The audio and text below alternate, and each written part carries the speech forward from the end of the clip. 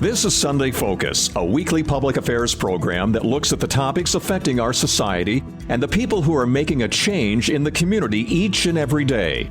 The people who have vision for the next generation. Sunday Focus presents new challenges for us, keeping you informed with topics of local and regional interest. Now the host of Sunday Focus, Christine Manica. Good morning. Coming up on this edition of Sunday Focus, we are being joined by Dania Maria Hohn. This TV journalist is having her first South Dakota experience. She traveled over 4,000 miles just to be in South Dakota. Dania Maria Hohn is a German TV reporter on an exchange program to have a better understanding of American journalism. Out of any news station in the country, she decided to travel to Sioux Falls and shadow our news partners at Dakota News Now. Welcome, Dania. Thank you so much. This is actually your first time in America. Yeah. You are actually a television reporter in Germany, and you've been shadowing with our news partners over at Dakota News Now. So you've traveled a long way to be here. Yeah. So let's get to know you a little bit more. Tell us about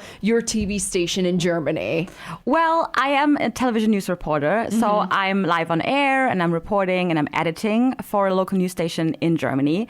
And it's in Hamburg. Do you know where that is? No, I do not. It's in the northern part of Germany, and it's a very, very big state. It has 1.8 million people living there. Wow. And we have a station there which is called RTL North, and we cover the state of Hamburg and the state of Schleswig-Holstein. So Schleswig-Holstein is the northest state in Germany. And at the same time, so we have a local news program which airs from Monday till Friday, half an hour. And then at the same time, we are kind of like the bureau in the northern part of Germany for the national news stations, which are connected to it. So this is a very big private broadcaster. So I am a correspondent for the northern area for them. So whenever they need something from that particular area, I'm live on air. So I've noticed that when you said states, is that how you identify different towns and locations in Germany? Not towns. We do have states just like here in the U.S. So it's pretty much the same concept of it. So there are towns that belong to a certain federal state. And there you go. And that's kind of like how Germany is a little bit, built, so to speak. Yeah. So what do you usually report on when you are at your TV station? What's your beat? Well, I don't really have a beat, which is, it is cool, very cool, to be honest, because I kind of do it all as long as it's in my area. So because I'm a regional correspondent, I can do everything from political things that are important in this area, economics, social things, very local things which have like a national connection to it. So as long as it's in my area, it can be, it can be used, and I can report about this. And I really love that about it, because whenever there's a national story, I can always look, okay, what kind of story can I tell from my area, which connects to a national problem, a national issue? How is it in my area? How can I kind of transport this or even put another twist to it? And I love that because it's all about the people. It's all about the people who are living where I'm living, and the state next to us. So I love that about my job. And you like having your own little creative spin to your stories, right? Yeah, I mean, when I'm out on the field, do you say it like that? Out on the field? Yeah, exactly. Yeah. I mean, I'm the one reporting from that part in Germany. So when they ask me a question, I give back what I experienced. So I'm researching, talking to people, and then finding out what their connection is to a specific topic, how they feel about it, and then I can tell what I've experienced. So it's very, it's a privilege to be able to give your own take on things and to be able to be, kind of an expert on a specific area. I don't have to cover the whole nation. That's very great. Like, I don't have to be like, this is the world, this is Germany. Yeah. I can speak for Hamburg, for the northern part, for the people that I've talked to. And that's like cool to be like a window for that. And also to kind of analyze it from that perspective. So we call it here, I'm going to do a little TV talk since I have experience in it. We call it a multimedia journalist. Yeah. And that means you write, you shoot, you edit your own story and your video. Is that what you do in Germany? Yeah. The only difference is because I'm I'm often not live on air. I do have someone who films me, you know, so I'm not doing it on my own. I don't have like a camera in front of me being live, doing that all on my own because, I'm very privileged with that someone comes with me, normally also drives the car to where I'm going so I can work in the car. And then we go outside and then we're live on air and doing the interviews and stuff. But I edit my own stuff for the national channel, which is called NTV. It's like a 24-hour news channel. And for the RTL broadcast, the big private broadcast, I also have an editor who's helping me with that. So look at that. That's like a big difference that I saw, especially like at Dakota News Now, how much every single one is doing on their own, which is incredible to me and great. Like but we're starting to get there in Germany as well. So I edit my own things now and then. I'm doing a lot more with my iPhone. Yeah. You know, it's happening. It's like I'm out. The photographer is not there yet. You just do your own things, how you can do it. You just upload it while you're out. These are all developments that are happening in Germany. And I think we're getting there. We're getting at the point where we also become multimedia journalists. And I like that. But of course, it's a lot, right? Absolutely. It's a lot to do. Carrying all that gear and stuff. I've been there. So who or what inspired you to become a TV journalist? Oh, that's a good question. I've always wanted to become a journalist. I think I loved TV so much when I grew up, and I had a TV very early on. I got one from my mom's cousin. She got me a TV when I was very young. I think maybe too young, but my mom couldn't say anything about it. I think I was 9 or 10 when I got my first very own TV. Oh, wow. So I was always a very visual person. And the whole journalist thing, I don't know if you have, there is it's actually a radio show, which is called Benjamin Blümchen. I don't know if you know this. No, I've never heard of it. It's about an elephant. Oh, I love that already. keep going. Tell me more. It's about an elephant who is called Benjamin and then Blümchen, which is like translated kind of like a cute little flower, Benjamin flower. Oh. And he kind of lives his life. And there is a reporter in town, which is called Carla Kolumna. And she's always out and about. She's always on the stories. She's always there. And when I was very young, I was a big fan of her. So my mom used to call me Carla Kolumna because I always wanted to do that. So when I was in school, there was actually no other thing that I wanted to pursue. And then I was fortunate enough to study it in college and did internships. And when I had my very first internship at a TV station, I was like, this is it. This is what I want to do. Because I really love people. I really love talking to people, finding out about their stories. So I think that's kind of how I got stuck with it. And honestly, I'm doing this for 7 years now. Wow. Yeah, I'm actually at the same station I was when I started out. So, not a lot of people could say that. That's really lucky. I know, and I feel very grateful for that. Yeah, and I feel like there's another personal connection to the channel, everything. It's it becomes like a second home, so to speak, because you work a lot. Yeah, to be honest, you know that. You see you work your a lot. work friends more than you do your actual family sometimes. Yeah. You spend most of the day with your colleagues. Absolutely. Yeah. If you are just listening, we are being joined in the studio by a very special guest. Her name is Dania Maria Hohn. Thank you. She is a German TV journalist on her trip to America. So now this begs the question, what the heck are you doing here in Sioux Falls? From my understanding, you traveled 4,454 miles in order to be here, and you're actually part of a really neat exchange program. Yeah. Tell us a little bit about it. Yeah, I was pretty much on the road for more than 24 hours coming here because of the traveling. Yeah. Wow. I am here with a very special program, which is called RIAS. It's a German-American journalist exchange program. And it's been there for a very long time, and it's there for connecting German journalists and American journalists, kind of bringing them the other culture a little bit closer. So we're coming here, talk to a lot of people from a lot of different areas, mostly journalists, networks, but also politicians, congressmen, and even people who just are in the community, a very big part, who can talk about American culture, the political situation, everything that you can possibly think of just to get a better understanding of what the country is about, how the people are like viewing the world, how they also view Europe and Germany, because I mean we're very far apart and we have our own like thoughts about the other countries, so we want to exchange that, get people in touch.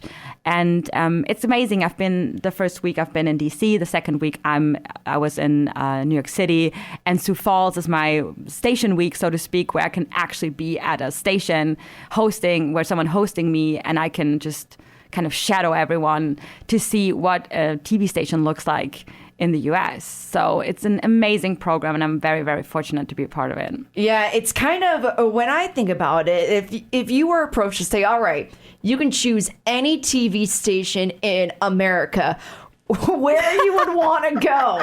It's not anywhere in New York. It's not in anywhere in my hometown area of Chicago, not Los Angeles or California. You chose Sioux Falls, South Dakota. Yeah. Out of the hundreds of TV stations that are in this country. Yep.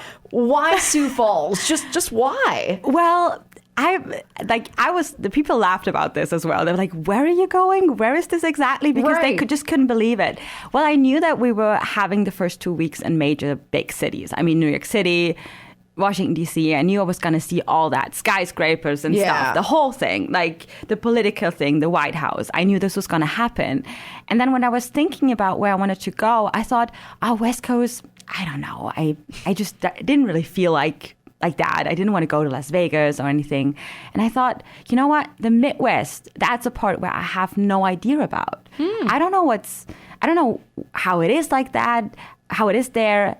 I was like, is it like I've seen in the movies? Because, I mean, I do watch a lot of American stuff. So is it just like that, the way I have an idea in my head? And what's the difference? Because especially when we were in D.C., we were talking about the big difference between cities in America and the rural parts of America. And so I was kind of backed up on my decision while I was in D.C., being like, I think that was actually a really good idea to go there, to go to a state which is very rural, to just find out about the people there, and to have a better understanding and to have I can now talk about it. I can now talk about the differences I've experienced.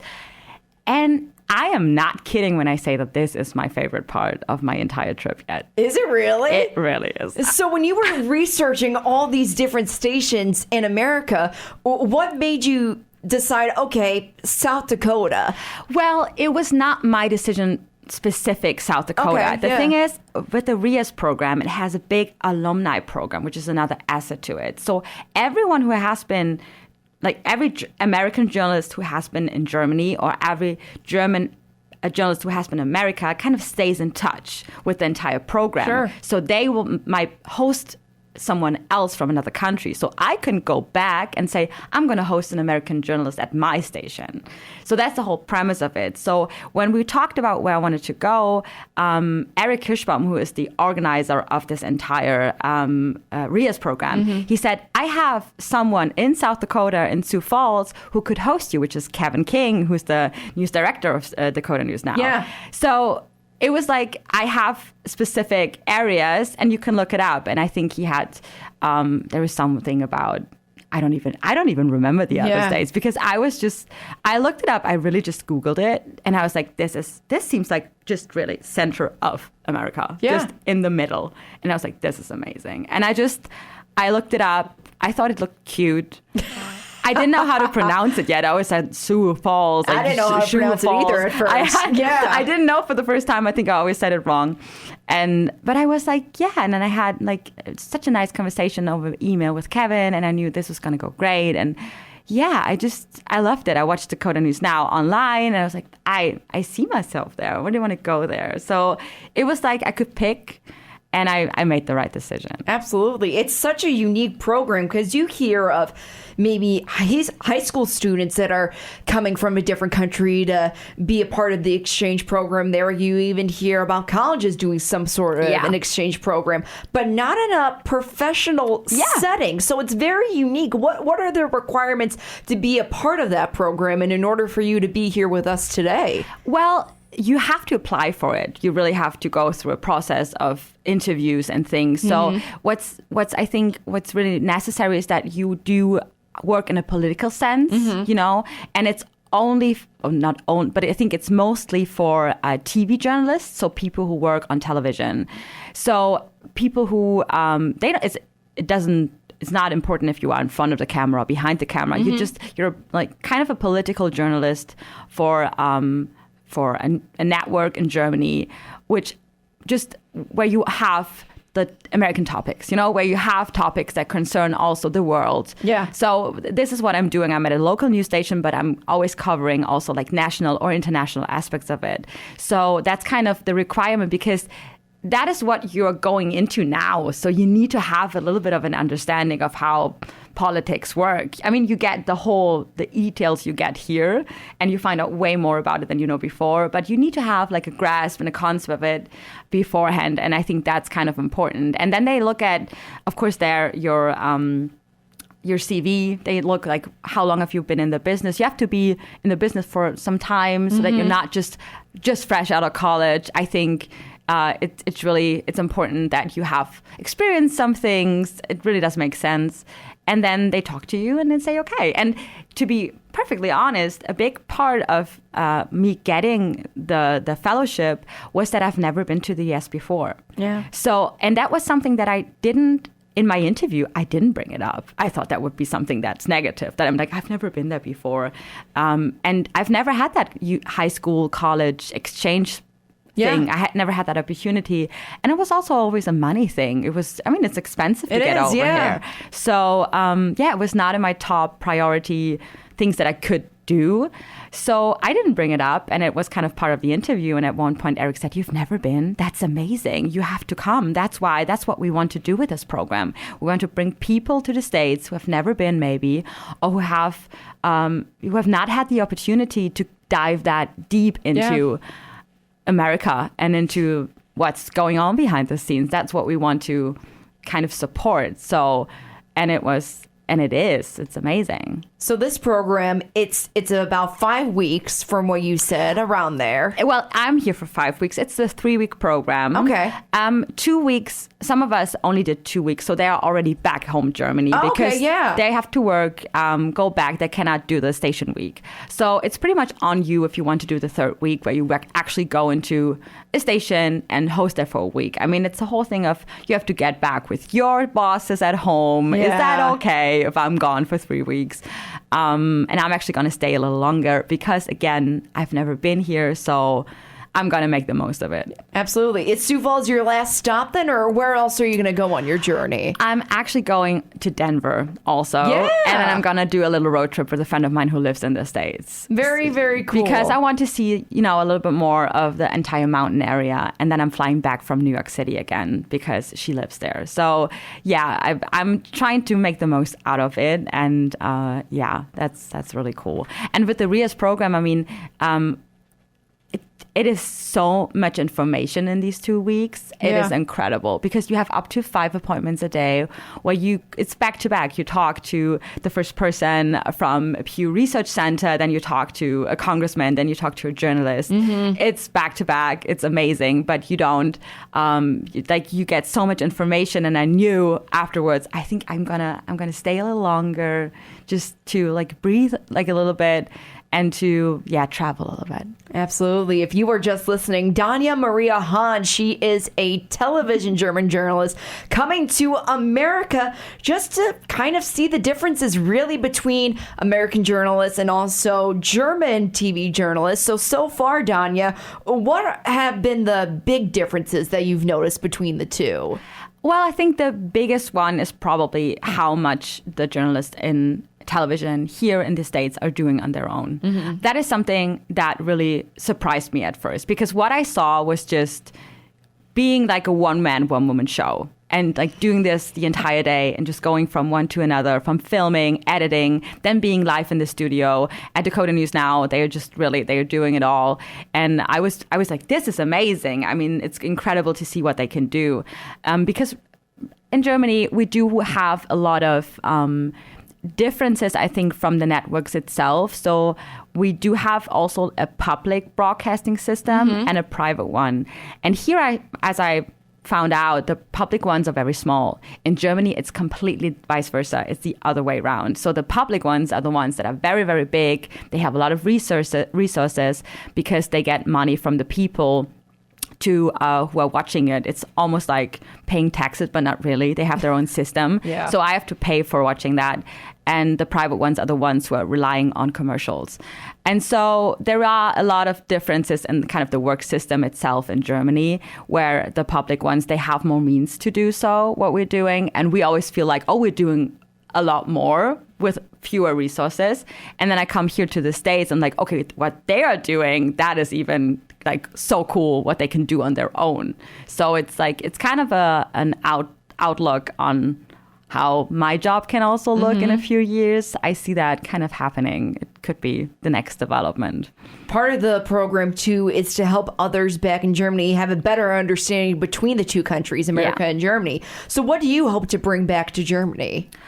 Oh, I think, I don't even know where to start with this, to be honest. I think the whole political situation in the States, for me, it was something that I never really could really dive into. I mean, talking to people about this was something that was just always on the surface. Yeah. So I think that when I'm coming back to Germany, transatlantic relationships, I can just say it's way more difficult. It's way more complicated than it seems. It's not just, okay, this one is in charge right now. We have this president, we have this president. It's about a country with many different views on things. Yeah. And it's also, there's also a division there. So I'm kind of bringing that back with me, like that understanding of the country and also differences in cities and rural areas again, because we always talk about New York City. We always talk about LA. That's like the things that we know.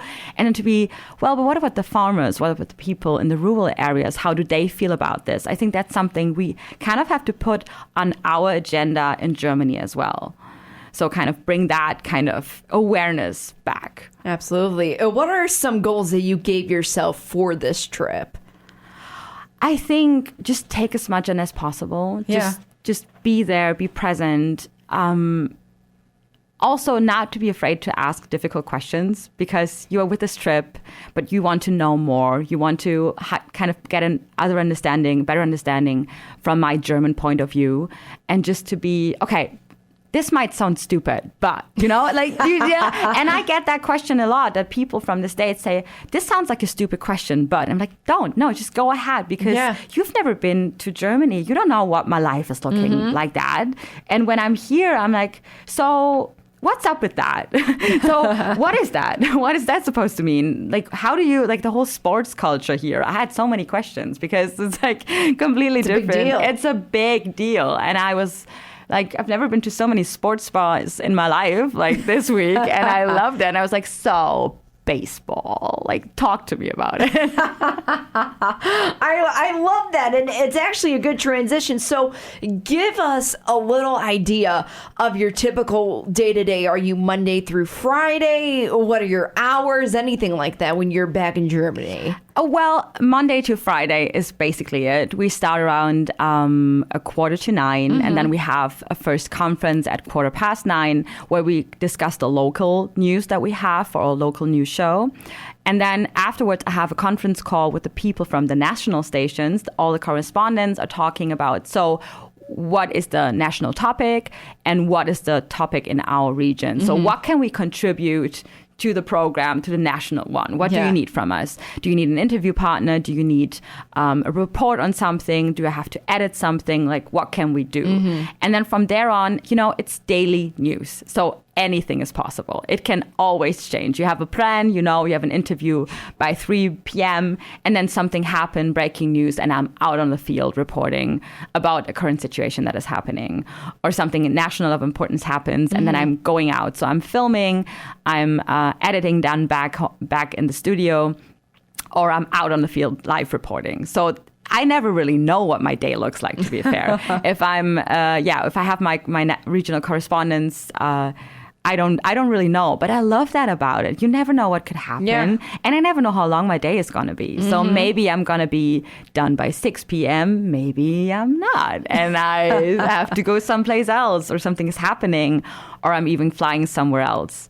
And that is something as this regional correspondent that I really love to do, because you never know what could happen, and you have to be quick on your feet and do a lot of research as who you can talk to, a lot of phone conversations, a lot of emails going back and forth. And people are really flexible and spontaneous, which is amazing. You never know who you can talk to by the end of the day. So you think, I don't know if I'm going to get all the elements. And then at the end of the day, like, I have so many elements. What am I going to do with that? That's amazing. I think it's getting harder for the television networks to kind of be completely neutral. Yeah. It's always about a political thing. As I said about me feeling like this is a kind of divided country, that this is always coming back to a political point of view. That is something that is not such a big deal in Germany. We talk about politics, of course, but we don't have a two-party system like you have. We have many parties. So this kind of, I think it's a problem on its own a little bit, and it's something that's coming back to it. And the biggest challenge is, I think, for every news station to kind of be that neutral way. All right. If you are just listening, Dania Maria Hohn, she is joining me in the studio. And Dania, just to close this out here, teach me something German. Just teach me a word or a sentence, whatever you got.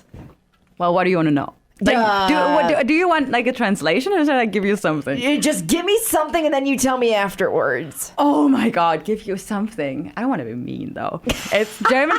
German is a really, really complicated. It's a lot like yeah. I'm gonna give you something because I like a now friend of mine who was very superstitious about like baseball. Here we go back to that. Oh, I love it. Okay. He said to me that we have to watch another game just to make sure that the team wins. And he said, "You're my lucky charm then when we win." And I said, "Okay, cool." And then I wrote back, in Germany we call it Glücksbringer. I know, I see the expression. Brooke Springer? Glücksbringer. Oh, it's not even a B. Glücksbringer. Yes, and I sound so American saying that, but But he was so like, I knew that would be a tough one, because we do have a lot of K's and H's, and yeah. The classic one is Danke. Danke, I knew that one. Danke. There you go. And another one is maybe Wie geht's dir? It's basically just how you doing. Okay, so one more time. Wie geht's dir? How are you? Wie geht's dir? That was it. Amazing.